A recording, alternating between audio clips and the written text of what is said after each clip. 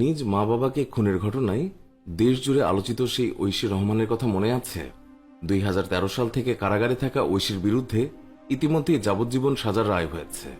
সাজার রায় হওয়ার পর থেকে কারাগারে তাকে থাকতে হচ্ছে কয়েদির পোশাকে। বর্তমানে কাশিমপুর মহিলা কারাগারে অবস্থান করা ঐশী কেমন আছে, কিভাবে কাটছে তার দিন?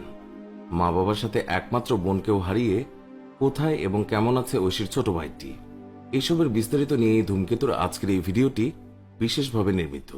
তার জন্য ভিডিওটি না টেনে পুরোটা দেখার আহ্বান করছি। স্ত্রী, 2 সন্তান এবং শিশু গৃহকর্মীকে নিয়ে মালিবাগের চামেলিবাগের একটি ফ্ল্যাটে থাকতেন পুলিশের স্পেশাল ব্রাঞ্চ রাজনৈতিক শাখা পরিদর্শক মাহফুজুর রহমান। 2013 সালের 16 আগস্ট ওই বাসা থেকে তাদের ক্ষত বিক্ষত লাশ উদ্ধার করা হয়। পুলিশের বক্তব্য, আগের রাতে কোনো এক সময় কফির সঙ্গে ঘুমের বড়ি খাইয়ে মা বাবাকে কুপিয়ে হত্যা করেন ঐশী। পরদিন সকালে 7 বছর বয়সী ছোট ভাইকে নিয়ে বাড়ি থেকে তিনি বেরিয়ে যান। পরে ভাইকে এক প্রতিবেশীর বাসায় পাঠিয়ে একদিন পর গৃহকর্মী সুমিকে নিয়ে রমনা থানায় আত্মসমর্পণ করেন এই ঐশী। পরে তার বক্তব্যের সূত্র ধরেই রনি ও জনিকে গ্রেফতার করা হয়। তারপর থেকে দীর্ঘদিন ধরে নানান তদন্ত সম্পন্ন করে 2015 সালে ঐশীকে ফাঁসির আদেশ দেয় বিচারক আদালত। তার বন্ধু রনির সাজা হয় 2 বছরের কারাদণ্ড এবং 5,000 টাকা জরিমানা করা হয়। পরে আপিলে 2017 সালের 6 জুন উচ্চ আদালত ঐশীর সাজা কমিয়ে তা যাবজ্জীবন করে। সেই থেকে ঐশী স্থায়ীভাবে কাশিমপুর মহিলা কারাগারের বাসিন্দা। ঐশী এখন কাশিমপুর মহিলা কারাগারে বন্দী। ঐশী যখন বাবা মাকে হত্যা করে তখন সে ছিল নেশাসক্ত, কিন্তু সেই নেশা আর নেই। কঠিন বাস্তবতা হারে হারে টের পাচ্ছেন তিনি। এখন সে স্বাভাবিক জীবন যাপন করছে।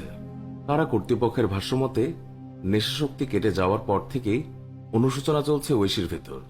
এখন প্রায় অনুশোচনায় নিস্তব্ধ হয়ে থাকে। নিজের সেলে বসে ফুপিয়ে ফুপিয়ে কাঁদে। নিয়মিত রোজা রাখছে, নামাজও পড়ে। বিশেষ করে ফাঁসির আদেশ হওয়ার পর থেকে আগের মতো আচরণ করছে না। ঐশী যে ওয়ার্ডে থাকেন সেখানে তিনি সর্বকনিষ্ঠ হওয়াতে সবার আদর স্নেহ তার প্রতি বেশি। নিয়মিত পড়াশোনাও করছেন।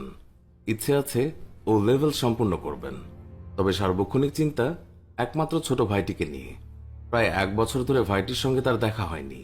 জেল জীবনের নিকট কিংবা দূরবর্তী কেউই তার খোঁজ নেয় না। একমাত্র ব্যতিক্রম এক চাচা, একমাত্র তিনিই খোঁজ খবর নিচ্ছেন। নিয়মিত কাশিমপুর মহিলা কারাগারে যান, তবে নানা মামাদের কেউই খোঁজ নিতে কখনো জেলখানায় আসেননি। একমাত্র চাচাই জেলে এসে তার জন্য জামা কাপড়, খাবার ও ক্যান্টিনের জন্য টাকা দিয়ে যান। দীর্ঘদিন চাচাকে না দেখলে অস্থির হয়ে পড়েন ঐশী। জেল কর্তৃপক্ষকে অনুরোধ করেন চাচাকে আসার জন্য। চাচার কাছে খোঁজ নেন আদরের ছোট ভাইটি। ঐশীর বর্তমান অবস্থা সম্পর্কে তার ছোট ভাইকে